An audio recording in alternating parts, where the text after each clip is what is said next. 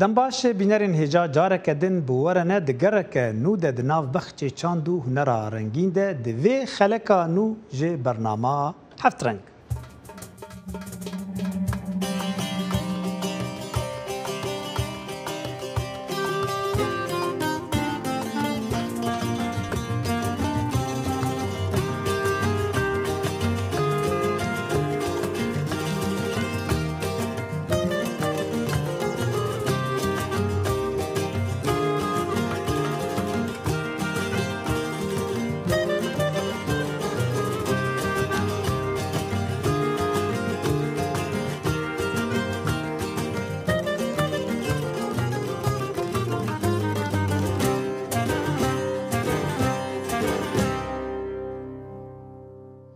بینەرên hêja em gera xwe ji bajarê Slêmaniyê dest pê bikin mûzîkjen Rêbîn yek ji wan hunermendê Kurda ye got hewl dide mûzîka cazê têkelî mûzîka Kurdî bike got bi salan li ser vê projeyê kar û xebatê dike ka em berê xwe bidin vê raportê di derbarî proja wî bê çawayî.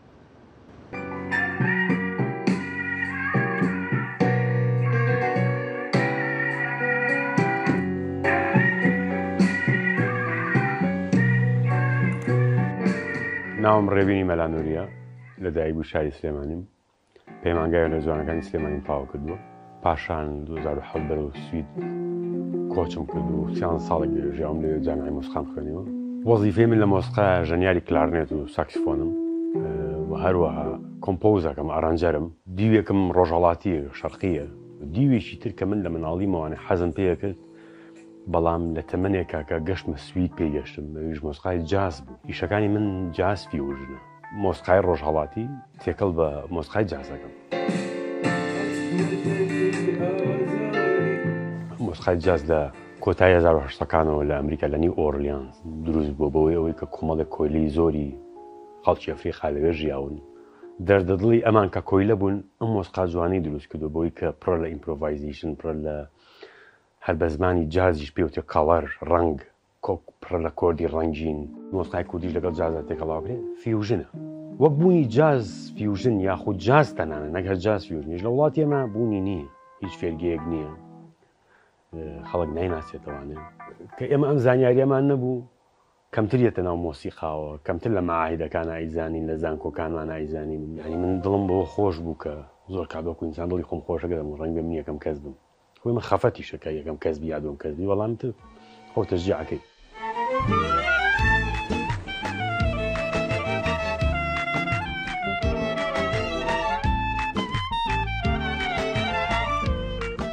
من لە ڕێی خۆمەوانێ دەستکەم بەوەی کە چەندێکم پێکرێ لە ژیانمان بۆ وڵاتەی خۆم ئەگەر تۆزێکیش بێ کۆمەڵی میلۆدی کوردی زۆرم هێناوە ئاڕەنجم کردوتەوانێ وەکو بیسیک مۆسیقای جازم بۆ داناوە وەکو میلۆدیەکە لەسەرەوە مۆسیقاکە هەر ڕۆژهەڵاتیە پەروەردەی ئێمە لە مۆسیقای ئێستاش زۆر سەرەتاییە تۆ بێ ژوورێکە هەبێ ئەگەر یەک دانەش بێ گیتارێکی باتیاوێ کیبۆردێکی تیا بێگە ناتوانین پیانۆ بێ کەمانچیش تیا بێ ئەم مناڵە بەریکەوێ کە بەریکە و خۆی ئەچێ بە داشتەکانە فیلم کارتۆنە گەنای پێنگ پانسەرە پڵنگە پەمەیەکە بە کوردی من لە ڕێی ئەوە وانێ کە فیلمەی مۆسیقاکەی ساکسیفۆنێکە پام تیرام تیرین پارا پیران تیرە پارا زۆر کەسی ئاشنایە بێ من ئەوەی سەرنجی ڕایکشامانی حەزم لە ساکسیفۆن کرد حەزم لە مۆسیقا کرد ئێمە لە سەرەتایە نەمان بووە ئەچێ سەر ئاستی بەرزتر دەوڵەت و وەزارەتەکان کۆمەڵێشت نازانین چیمان ئەوێ نازانین چیمان نییە پلانمان نییە بۆ ئەم شتانە بەداخۆ قسانی دەچێتە سنووری قسەوانە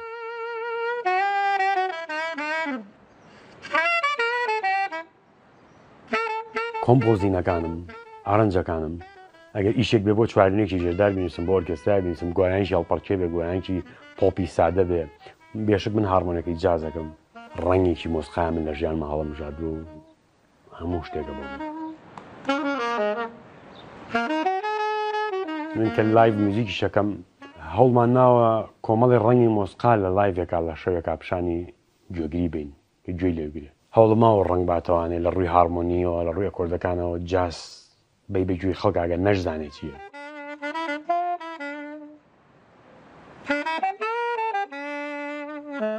تۆ گەر یەک تۆز خۆمان و کەیت و تۆزە جدیبی ئیشەچێتە پێشەوە دەرئەکەوێ ئیشەکانە چۆنەڵی فۆکسیەچێتە سەر ئەمە جۆرێکە لە گەشتبینی مۆسیقا ڕەشیش بێ خەمۆکیش بێ بۆ مۆسیقی هەر شادی پێبەخشە بە تایبەتی جاز کە مۆسیقایەکی ڕەنگینە من دڵخۆش نیم بەوەی کە کەمە بەڵام دڵخۆشم بەوەی من یەکێک بم لەو کەسەکەمەی کە چم کێشی ئەم شتم دەستکەوت بێ بتوانم مۆسیقا بنووسم و جازی تیا تێکەڵاوکە مۆسیقای کوردی هەموو هەوڵەکانم بۆ ئەوەیە کە ئەوەی بە من نەکرێ هەر پارچەیەک وەرس و جێک لە مۆسیقای کوردی هەوڵ بم جوانی کەم بەم ستایڵە ئامانجەکەم بە هەموو شێوەیەک بڵاوکردنەوەی ئەم ڕەنگەیە ڕۆژێک یە کە خەڵکەکان زۆرە بن خۆیستا خەڵکێک هەیە بەس هێشتا کەمە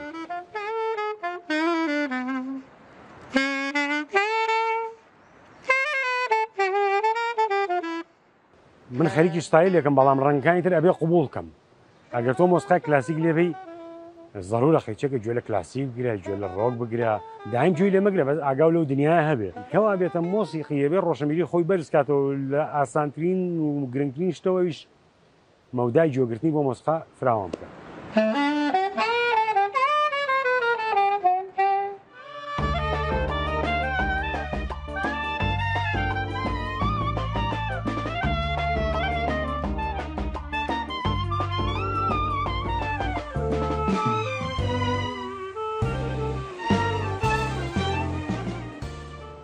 ام نهاجی دچن با آلی روج آواده باجاروکی چل آغا گو خانما کرد حزنیا عثمان مالا خواه کریه موزخانه و تانها 1500 برهم و حواندیه. زانا عمر سردانا ویکر و اف راپور جمره آماده کریه.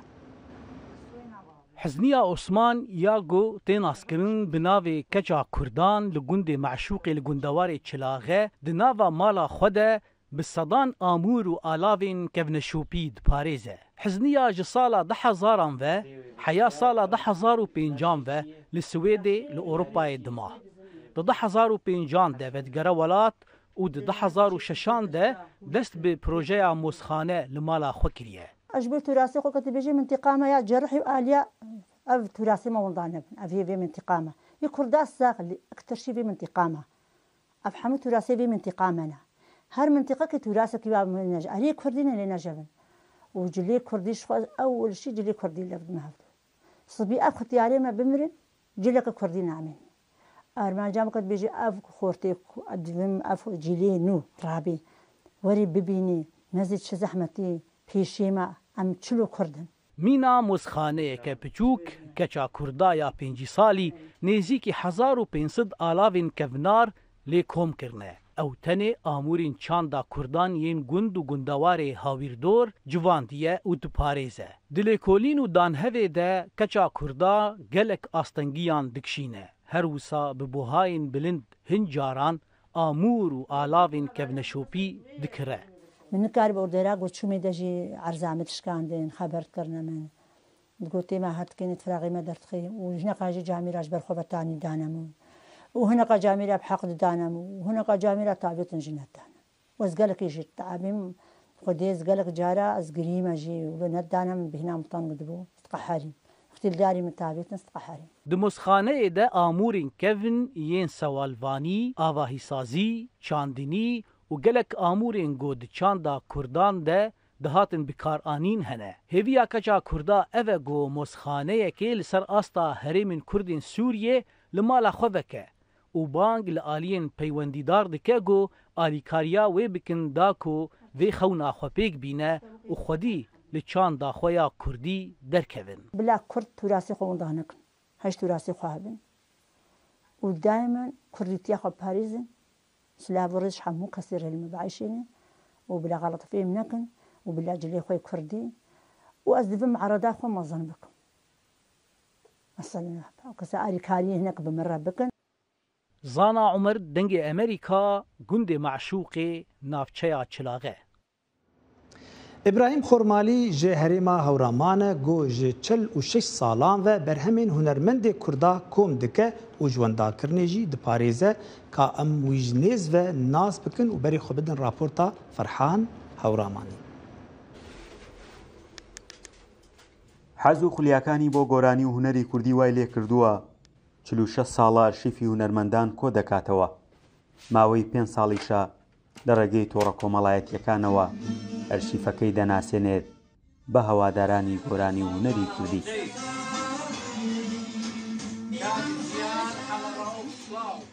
من لە ڕێگەی لایڤەکانمەوە بەڕاستی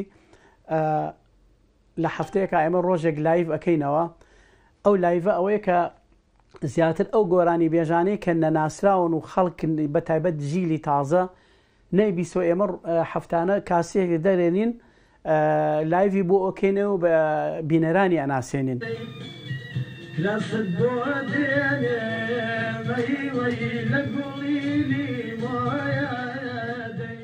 ئیبراهیم خوڕماڵی ئەرشیفی هونەرمەندانی لە ساڵی 1940ەوە بە کۆپی ئۆرجیناڵ هەتاوەکو ئێستا هەیە.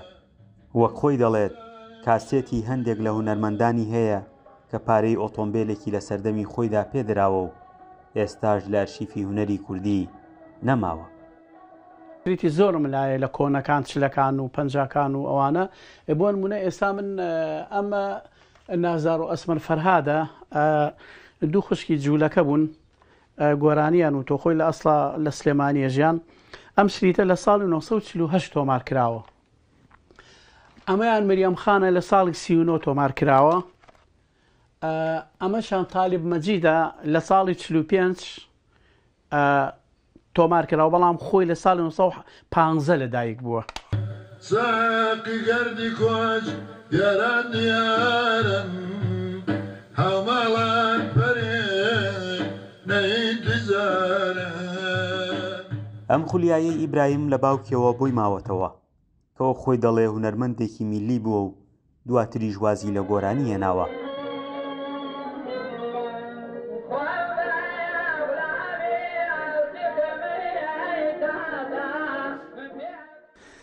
باوکم هەردەم تەجیلی هەبووە ئەوەی کە من بیرم بێت لە ساڵی 1970 کە ئیتر هەستم کرد مەسەلەن گۆرانی کوردی و ئەمانە هەیە لە ڕێگەی باوکمەوە کە باوکم شریت کۆمەڵە شریتی هەبوو شریتەکانی باوکمم لێ ئەیا بەڕاستیتر حەز و ئارۆژێکی تایبەتی بوو بۆیە بریانم دا کە دەستکەم بە شرید کۆکردنەوە کە ئاواتێکی گەورە بوو لە ناخما هەبوو. ئەرشیفەکەی ئیبراهیم خوڕماڵی لە ناو ماڵەکەی خۆیدایە و چەندین جار مەترسی لە ناوچوونی لەسەر دروست بووە بەڵام پاراستوویەتی لە پرۆسەی ئازادکردنی عێراقدا هەوڵەکانی ئیبراهیم تەنها دەستکەوتنی کاسێتەکانی ئێزگەی دەنگی کوردی بەغدا بووە تا بتوانێت ئەرشیفی هونەرمەندان بپارێزێت و لەو نێوەندەشدا چەند کاسێتێکی دەستکەوتووە. فەرحان هەورامانی، دەنگی ئەمریکا، خوڕماڵ. پێشەنگەها هونەرمەندێ ئیسپانیە ناسکری پیکاسۆ لە بەرلینێ ڤەبوو گۆرۆنیە دەدە سەر باندۆرا هونەرا ئیسپانی یارەسەن لەسەر بەرهەما پیکاسۆ و یادنێ ژی هونەرا چەرخێن ناوین دە دیرۆکا ئەوروپا دە بێ چ قەسە باندۆر لە بەرهەما پیکاسۆ کریە. دوو شاکە ڕێزەکەی 209 لە یەک جێیان دەکاتەوە. لەلایەکە وینەیەکی تاریکی دۆن خوان خۆسێ دە ئاوستریا لەلایەن نیگارکێشی باڕۆک خوان کارینۆی دەمێراندا نیگارکێشێکی سەدەی هەفتەی دەربار لە مەدرید. لەلایەکی دیکەوە دەریاوان لە نووسینی پابلۆ پیکاسۆ کە دەتوانین بڵێن بەناوبانگترین و کاریگەرترین هونەرمەندی سەردەمی مۆدم. ئەم پێشەنگایە شوێنی چۆنیەتی کاریگەری هونەرمەندەکانی پێشووی پێکاسویان گرتووە و کردویەتی بە هونەرمەندێکی بەناوبانگی سەدەی 20م. گابریل مۆنتووە بەڕێوەبەری پێشەنگاکە دەڵێت ئەم دیالۆگە لەگەڵ میژووی هونەر هەمیشە زۆر گرنگ بوو بۆ پێکاسو بێگومان بە تایبەتی لەگەڵ هونەری ئیسپانیادا. گابریل مۆنتووە بەڕێوەبەری پێشەنگاکە دەڵێت پیکاسۆ لە ئیسپانیا لەدایک بووە وەک ئیسپانیەک زۆر لە سەرەتاوە چەندین فۆرمی جیاوازی هونەری ئیسپانیایی ناسیوە بە تایبەتی هونەری ئاینی بەڵام نەک تەنها لە کلیساکان بەڵکو لە موزەخانەکانیش و هەندێک جار تەنها لەسەر شەقامەکان ئەمە زیاتر لە ئیسپانیا ڕوویداوە تا زۆربەی شوێنەکانی تر. پێشەنگەکە 50 ساڵ بەسەر کۆچی دوایی پێکاسۆ لە 8 ئاپریلی ساڵی 1973 تێدەپەڕێت. کارە هۆنەریەکان لە دوو مۆزەخانە وەرگێراون. مۆزەخانەی بێرگرۆن لە بەرلین کە کۆمەڵەیەکی گەورەی پێکاسۆی هەیە بەڵام لە ئیستادا بۆ نۆژانکردنەوەی داخراوە. هەروەها مۆزەخانەی بۆت کە کۆمەڵێکی گەورەی هۆنەری کۆن و کۆنی ئیسپانیایی تێدایە. بە گوێرەی مۆنتووە پیکاسۆ وەستایەک بووە لە وەرگرتنی ئەو هۆنەرەی هەبوو و گۆڕینی بۆ شتێکی تەواو نییە و پێشکەوتوو. ئەوە هەموو نەهێنیەکەی پیکاسۆیە، کامیشە توانیوێتی ئەوەی کە هەیە بە شێوەیەکی نوێ دایبڕژێتەوە کە جارێکی دیکە وەکو کارێکی نوێ دەربکەوێتەوە. بە درێژای ژیانی ئەم کارەی کردووە. پێشانگەکە کە بە ناوی دیالۆگی ئیسپانیەیە لە سێنزەی مانگی حوت دەکرێتەوە و تا 21 مانگی یەکی ساڵی 2024 بەردەوام دەبێت. ئەڤ راپۆرجی لەسەر دەستوەردانە هەشمەندیە زیرەک یا تەکنۆلۆژیایە دوارێ مۆزیکێدا بێچاوە برێکا کۆمپیوتەر دکارە ئاوازەکێ بەئافرینە. هەن دبینن پر باشە لێ هەنی دنجی دبینن گۆ ئەو تشتێکی خراپە و ڕێ لە پێشیا بەهرەمەندیە مرۆڤان دگرە. Ez niha ditirsım ev nedreke? Jêla karînerekê TikTokê yê nenas ve ji gotunan bigire heya muzîkê û dengan straneke hat parvekirin. Dengê Ghostwriter 1977 mîna muzîkjenên sterk yên navdar direk û The Weeknd bû. Strana Heard on My Sleeve ku bi hişberiya çêkirî hatiye amade kirin bandir li temaşevanan kir. Lê di sektora muzîkê de acizbûn heye ku ev binpêkirina mafan e. û pispor dibêjin çêkirina tiştên wiha nepir dijwar e. Dema ku kompîter bi şêweyekê bi nemayê coreyên dengan werdigire, ne şert e ku te gelek daneyên ji Weeknd hebin, da tu bikarî wan dengan durist bikî ku wekî yên wî bin. Kompanya Müzikeya Universal ku nûnertiya her du hunermendan jî dike, balkişan ser pêdiviya parastina müzika hunermendan û gelek ji platforman ew stran rakir. Lê pispor dibêjin ceribandinên bi vî rengî yên bi hişberiya çêkirî tenê destpêkin. Êdî divê pêva ji wê da veger tune ye. Divê em hîn bibin ku bi awayê herî baş çawa bi vê rastiyê rabijîn. Zanyar Wang ji ber lêza pêşveçûna hişberiya çêkirî xembar e. Tiştê ku di xeteriyê da ye, çawaniya danûstandinên me, xebata me û şêwaza rêvebirina me ye û çawaniya afirandina hunerê me ye. Profesör Fiebring dibêje sektora muzîkê wê biryarê bide ku çawa dijî hişberiya çêkirî şerbike yan jî wê bikar bîne. Ma ew biryarê didin ku baştirîn rêk bû peydakirina peran ew e ku dest bi çêkirina stranên birêya agahiyên çêkirî yan AI bikin ku gelek pêdivî bi harîkariya mirovan nîne û dikarin pereyên firotina wan bixin berîkên xwe û nedin hunermendan. Piştî derketina Heard of My Sleeve, müzikşen Grimes programeke hişberiya çêkirî afirand ku dihêle kesên din bi dengê wê muzîkê çêkin û ji sedîpên jî dehata wê muzîkê parve bikin. Ji bo raporta diyene Mitchell, Özdem Yesak, Dengê Amerika.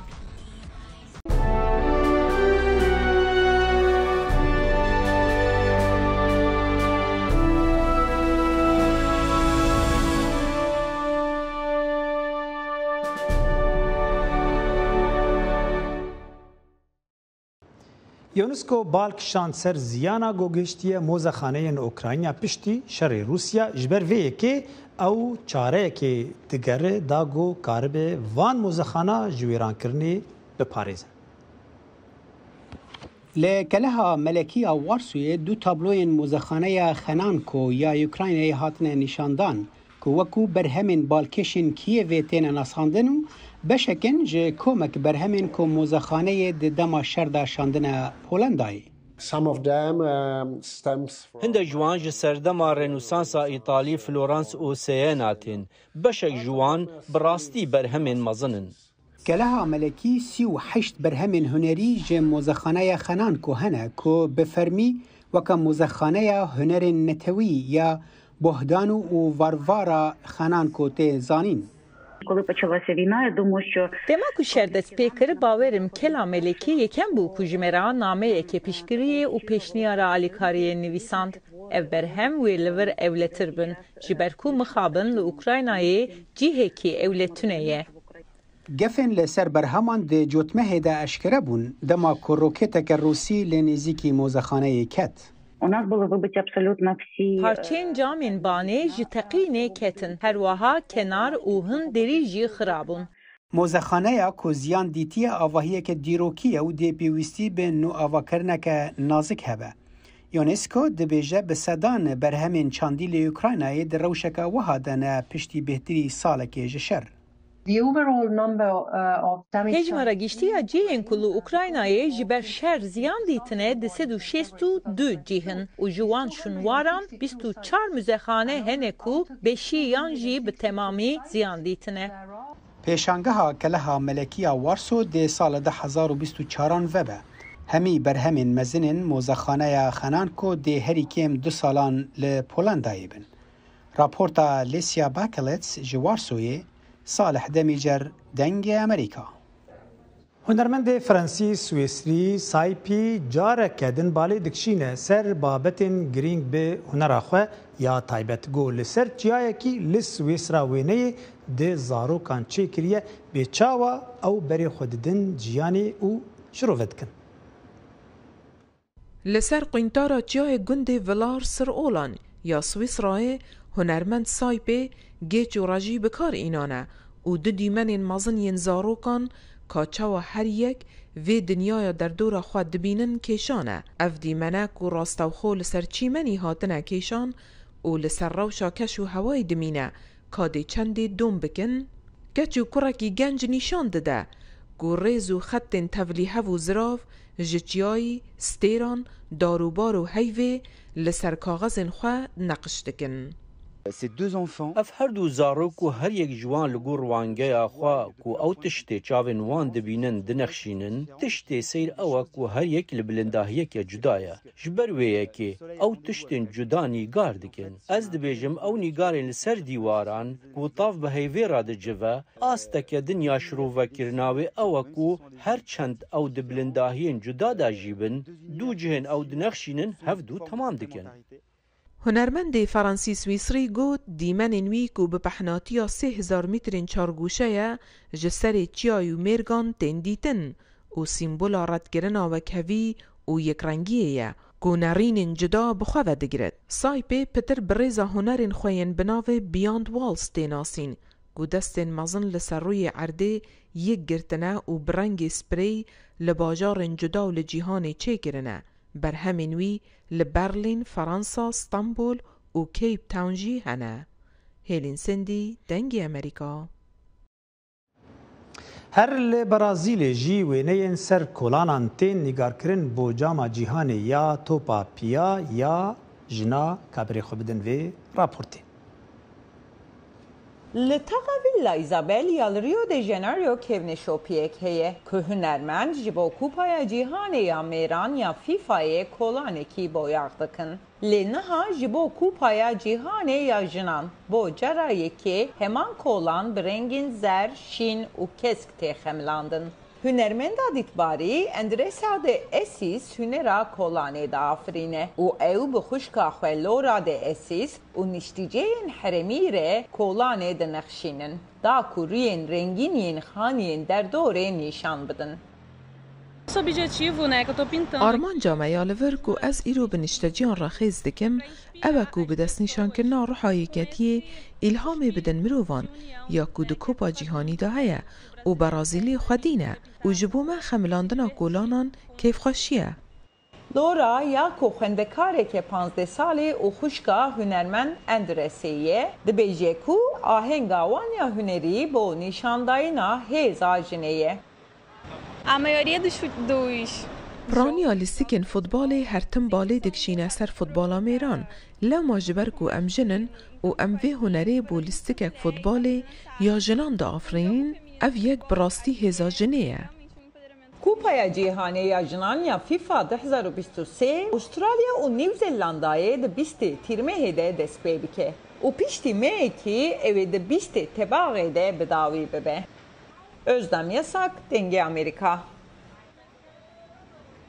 Ev rapor jî li ser şêwaza rêzgirtina hunermendên hip-hopêye got li Brooklyn li New Yorkê li darket û rê li ber mêvana vekir da got wan zêdetir naz bikin û rêzê jî zêdetir bidin wan. دیمەرێکی نایاساییە لە تازەگراند ئارمی لە بروکلین شاری نیویۆرک کە پێشوازی لە ڕێبواران دەکات. تەکسەکانی هونەرمەندی هیپ هاپ جەیزی دەرەوەی لە قیداوەندی پەرتوخانەی گشتی دەگرێتەوە و لەسەر پەردەی تەلەڤیزیۆنی گەورە کلیپی بە دوێ هونەرمەندەکە نمایش دەکرێت. خەڵک هەر سەر لە بەیانیەوە لە دەرەوەی پەرتوخانەکە ڕێز بوون بۆ بینینی کردنەوەی پێشەنگایەکی سیارڕەهەندی بە ناوی پەرتووکی HOV کە ڕێز لە شان کارتەر واتە جەیزی دەگرێت کە لەلایەن ڕاک نیشنەوە ڕێکخرا بوو. شێف کرسی دانیشتووی بروکلین کە لە تەمەنی 10 ساڵیەوە یەکێک لە هەوادارانی جەیزی بووە وتی: پێم وایە زۆر نایاب و سەرنجڕاکێشە کە تا لە ژیاندایە ڕێزی لێدەگرن. ئەو ئیلهام بەخشە بۆ هەمووان خەڵکی بروکلینن. ئەو سەرکەوت و ئەو ئیلهام بەخشە بۆ من و هەموو ئەوانەی تر کە لێرە لە نۆرەدا ڕاوەستاون. پێشەنگەکە بەرزبوونەوە و ناوبانگی کارتەر پیشان دەدات کە کارە هۆنەریەکانی خەڵات و وێنە و بەرگ گۆڤارەکانی تێدایە کە 27 ساڵ دەگرێتەوە لەوەتەی کارتەر یەکەم ئەلبومی لە ساڵی 1996 بڵاو کردەوە. هەروەها ناوەوەی سوێدەکانی بەیسڵان لەخۆ دەگرێت کە جەیزی ئەلبۆمەکانی تێدا تۆمار کردووە. بەڕێوەبەری پەرتوخانەی ناوەندی بروکلین کریستین شۆنهارت دەڵێت چیرۆکی جەیزی چیرۆکێکی زۆر ناوازەیە. چیرۆکی جەیزی چیرۆکی زۆر ناوازەیە لە بروکلین. لە مارسی هاوس گەورە بووە کارفەرما، بەڕاستی بووە یەکێک لە ئەفسانەکانی پێشەنگی هیپ-هاپ. پێم وایە خەڵکێکی زۆر وەک ڕاپەرێک دەیناسن و زۆرێک لە دادپەروەری کۆمەڵایەتی و لایەنە بازرگانیەکانی نازانن. پێم وایە بەڕاستی جێگەی سەرنج دەبێت بۆ خەڵک کە سەیری بکەن.